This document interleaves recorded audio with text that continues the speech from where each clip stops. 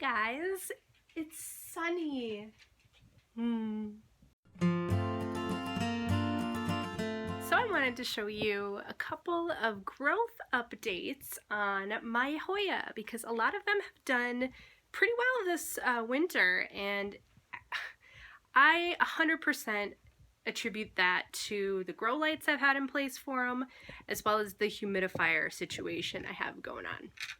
So I'll show you those in a minute, but I wanted to show you some of this growth that I'm seeing from Hoya that have not been growing hardly at all for me since I got them, really. So right here I have a Shepherdii. This guy, that strand in the middle, or that stem in the middle, is brand new as of a couple of weeks ago. So I'm excited to see that one. And then I also noticed my Camphorifolia. This guy has kind of struggled since I've had him. He's not grown at all. And then I have this new leaf and this new growth point on him. And this has kind of, you know, over the last month, and I don't know if it's necessarily 100% due to the grow lights or if it's just, oh my god,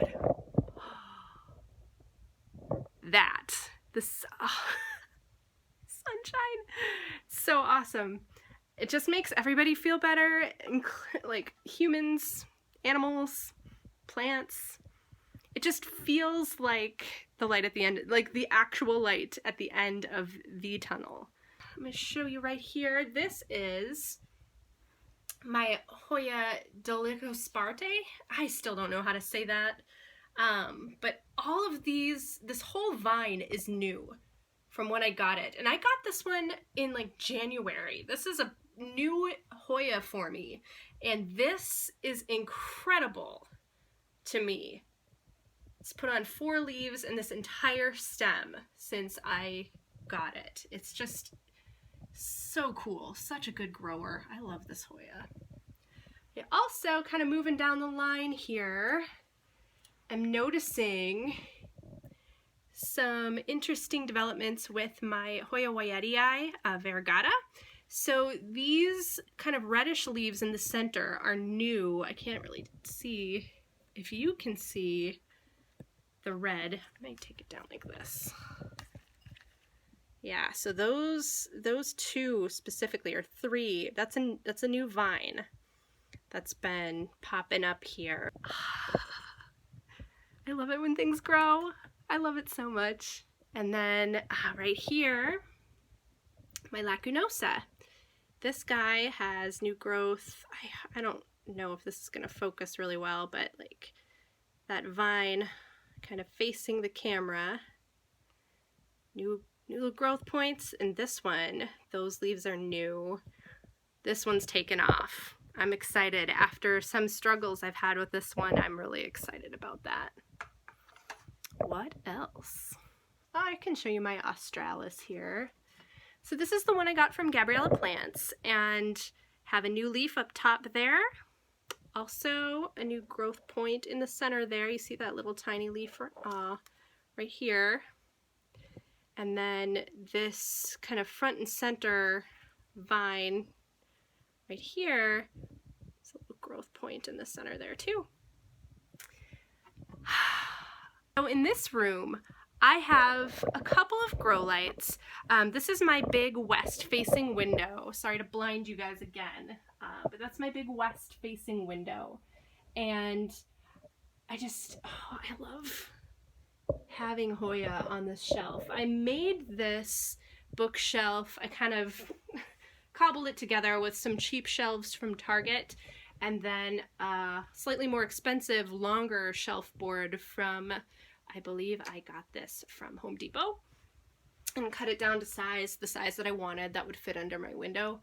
So having this kind of dual purpose shelf space is great, but it's also,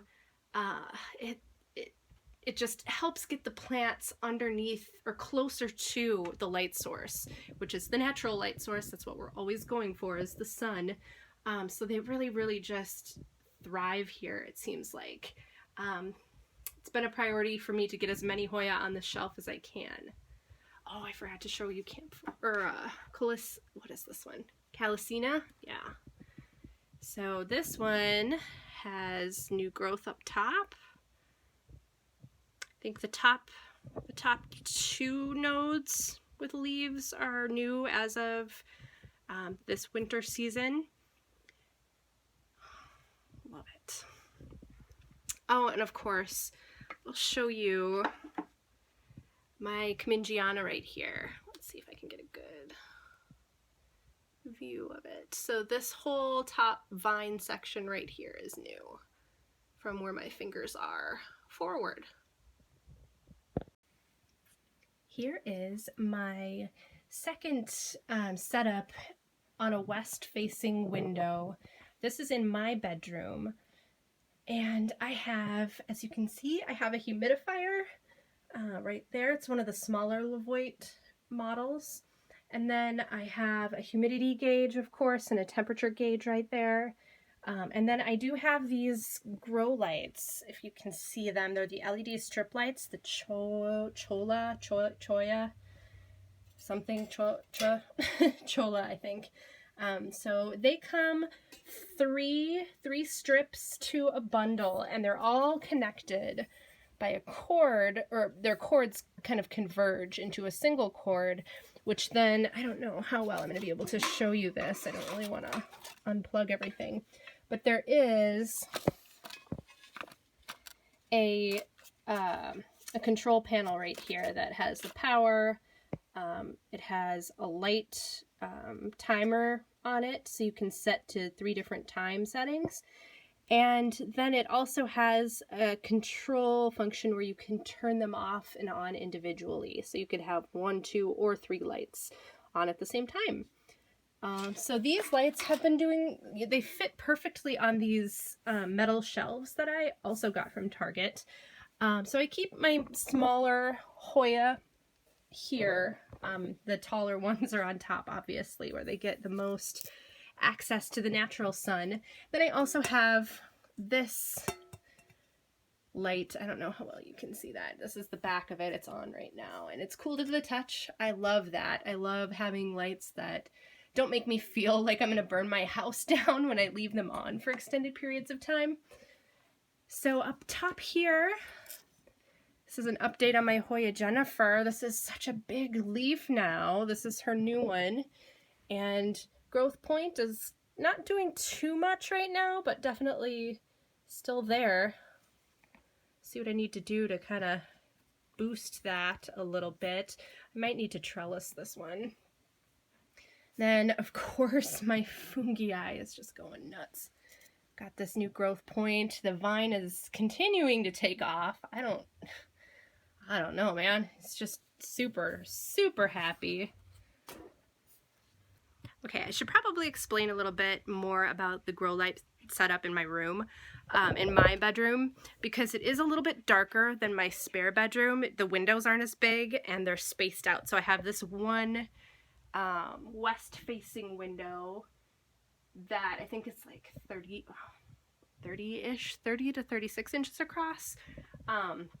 So it's definitely not as substantial amount of light that's coming in this way.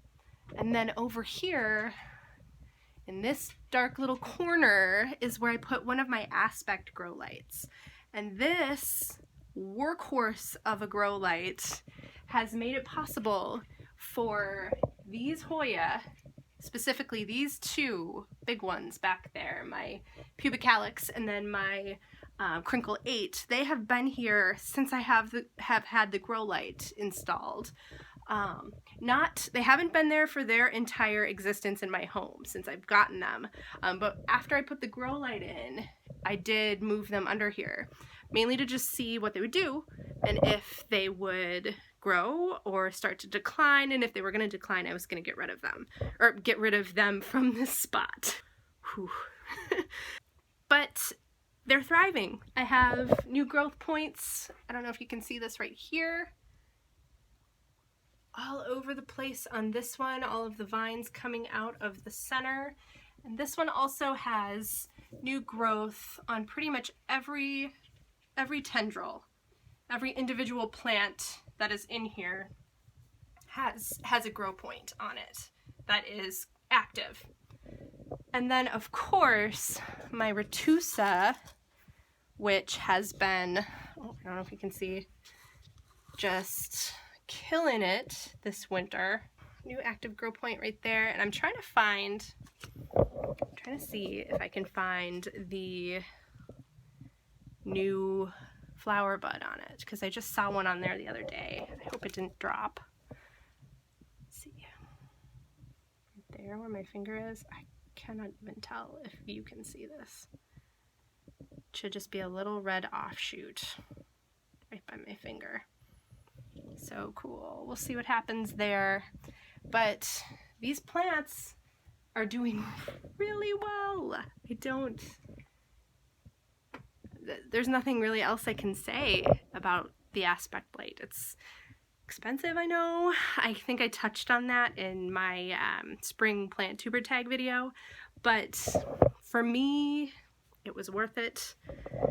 It really, really boosted the opportunities for certain plants to grow in certain places of my home, and it helped me kind of disperse my plants a little bit more so they're not all clustered together and crowded. I can kind of set them and design with them a little bit more even, and make them more aesthetically pleasing to me, and then also give them what they need. And then over here, I do have a couple of the purple lights. This is probably the most obnoxious of the purple lights that I have, and that's why I kind of set it in this corner. And I don't have it on all of the time because these lower light plants that I have in this section do okay during the day with just the north facing window. There's no obstruction to this window. A couple of the windows in my living room have overhangs or they're under shade, so it makes it harder to get enough light. So these ones do okay here. I have some peperomia, my peperomia, and then some sansevieria and a parlor palm just to kind of...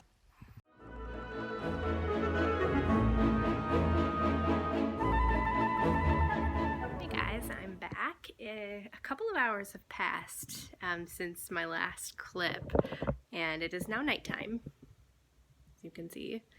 But I wanted to show you my living space grow light setup because my other two aspect lights are in my living room, which is, if you think about it, probably the darkest space in my house in terms of natural light. I have big full-size windows the same size as my spare bedroom. You can kind of see that here, but because the space is so big, it kind of, you know, the light that comes in through the windows, it's north-facing light, so it kind of filters out. And once you get into the interior of my home, the light quality diminishes quite a bit. So I wanted to show you my half wall setup. So this is the half wall that separates my office space, which is right here. Sorry for the mess there. Oh, yeah. It's wine time. Separates my dining area from my office work area. And I'm trying to see if this is going to film okay and not blow out because of the light. But I do have one aspect light right there, and it is set a little bit closer to the surface of where my plants are sitting on, just because that increases or boosts the quality of the light. So you know how we have low light plants, we have medium light or moderate light plants, and we have high light plants. So the distance, obviously, that you measure, there is a range there for grow lights in general, but the distance between the light and the surface of the leaves of your plant kind of determines the level of light. Low, medium, or high. So I have this one set a little bit closer. So some of my, I do have some Hoya here. The Hoya and the higher light loving plants that I have here are in terrariums, which kind of boosts or magnifies both the light and the humidity for them. So those ones are okay here. They've been thriving. I have a banana plant here, and then I have a couple of Hoya, one of which is my imbricata. Let's see if I can show you any sort of quality video of that. Right there. So the rest of the plants here are a little bit further or more dispersed from the light. So I have a lot of peperomia, a couple of smaller Hoya here. So the light quality, I would say here, is probably moderate to high underneath the light. So directly under the grow light, it's probably pretty bright. Once you start to kind of move away from the light, it gets a little bit darker, but they still get pretty adequate light from my window during the day. I do have some Scindapsus hanging from hangers, from plant hangers right here, and those guys are not getting direct light from the grow light. They're getting indirect. So they're probably, because they're a little bit more tolerant of low light, I have them on the wings there. Over here, still working on my light setup for my office area, just because I work at this station a lot. I do a lot of writing at my desk, and I don't want intense light. I like gentler light around me when I'm writing and creating, I guess. But I do have one of these GE lights. Let me turn that off for a second. One of these GE lights that you can pick up at like Target or department stores, various locations. And then that provides a lot of supplemental light for some of my lower light plants, like I have Calathea right here. And I said lower light for Calathea. I know they appreciate brighter light. These ones are doing pretty darn good here. They are right up against the north-facing window. It does have a bit of an overhang though. So it's not moderate light by any means. But they're doing pretty well here. Again, I monitor my plants pretty frequently, so if I can tell one's not doing the greatest and I'm maintaining a pretty decent watering schedule for them, I will move them to brighter or lower light, depending on what kind of plant it is and what I've researched their needs to be. So let's move on over to kind of the centerpiece of my living room. This is kind of my main plant station in my living room, and I do have, let's see if I can block that a little bit, my last aspect grow light. And this is probably the grow light that I have hanging the greatest distance from the surface of where my plants are sitting. And I decided, because I had quite a few larger sized peperomia, I wanted them to kind of be in this space. So I did move my polybatria here, kind of front and, well, not front, but definitely a centerpiece. And I also have some of my other peperomia, that take up a pretty decent amount of space. They need some room.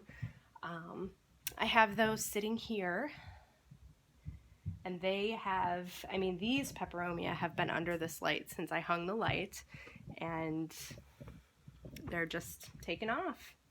They love it there. I also have this little station that I set up right next to this table that has a humidifier on it. You can see this is, what is the brand? Pure Enrichment. It's a little humidifier. This is probably the first humidifier I think that I purchased, and loved it so much that I did some more research and ended up getting 2 levoit humidifiers. I have one in each of my bedrooms. I have the smaller one in my bedroom, and then I have my big Cadillac levoit in my spare bedroom, where all my Hoya, or most of my Hoya, are. So that was also a really great purchase, in my opinion, for my winter preparations for these plants. So yeah, I have my Hoya linearis hanging out right here, and it's not dead yet. that's kind of the deal. And as the days get a little bit longer and as the light kind of moves into my home a little bit better on this north-facing side, I definitely get a lot more morning and afternoon sunlight in the summer months specifically, just because the shifting of the sun, the axis thing, again, not a scientist. I don't have any east or west facing windows in this particular space. So that definitely does supplement and help naturally in the summer. But I will likely decrease the amount of time I have this light set for. All of the aspect lights come with timers that you can use to program and set a cycle for your plants, which I think is also important to have your plants on a growth cycle. I think they benefit most from at least 16 hours a day. I think I have mine set to 12 right now, just because they are supplemental. They're not getting no light in here. It's a pretty bright space during the day, to be honest. If it's sunny, if it's overcast, it's a little bit darker in here. But they do, they do get a significant amount of light during like the peak daylight hours. So I do have it set to 12 hours, I think, on this one. Maybe the one in my bedroom is longer, just because that is pretty much the only light source in that corner of my home.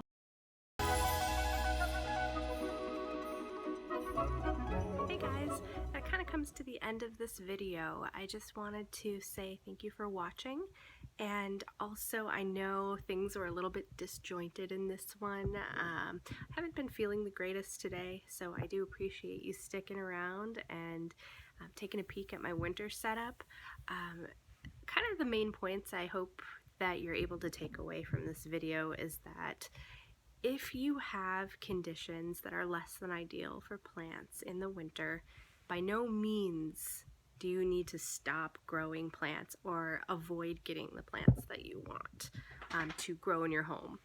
I think that it's helpful to really study the conditions that you have, be it lighting, be it humidity, be it temperature, and all of, taking all of those things into account. Learn your space.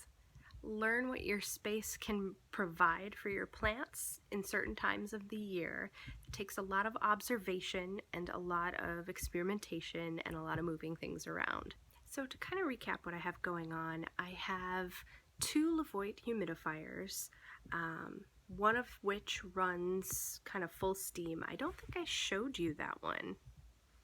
It's kind of a bummer. It's the humidifier that you see on pretty much every single plant tuber's channel at some point. It's the big Cadillac levoit humidifier that has the auto sensors so that you can set your humidity level. It also has the warm vapor versus the cool vapor.